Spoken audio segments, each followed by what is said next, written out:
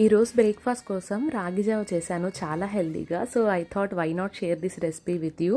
First బౌల్లో water boil చేసుకోవాలి. ఈ లోపల కొంచెం రాగి ఫ్లోర్ని తీసుకొని నార్మల్ వాటర్లో మిక్స్ చేసుకొని బాయిల్ అవుతున్న వాటర్లో వేసి బాగా మరగనివ్వాలి. కొంచెం బ్రౌన్ కలర్ వచ్చాక అండ్ థిక్నెస్ చూసుకొని స్టవ్ ఆఫ్ చేయాలి. ఇదొక perfect beverage to beat the heat. పిల్లలకు కూడా ఇవ్వచ్చు, చాలా మంచిది రాగి జావ సమ్మర్లో. సో రెగ్యులర్గా ఇలాగా ట్రై చేస్తూ ఉండండి. నేను ఈ రాగి జావని 2 డిఫరెంట్ వేస్లో ప్రిపేర్ చేస్తున్నాను.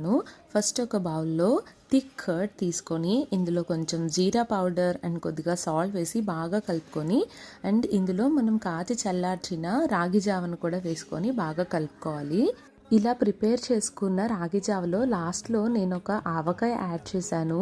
దీంతో టేస్ట్ మొత్తం డబల్ అయిపోయింది అనమాట, చాలా టేస్టీగా ఉండింది.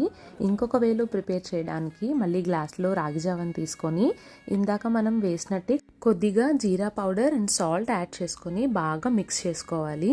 ఇందులో సన్నగా కట్ చేసిన ఆనియన్స్, గ్రేట్ చేసిన క్యారెట్ అండ్ కొత్తిమీర అండ్ కొంచెం లెమన్ జ్యూస్ ఇవన్నీ యాడ్ చేసి లాస్ట్లో వేయించిన పల్లీలు కూడా వేసుకోవాలి.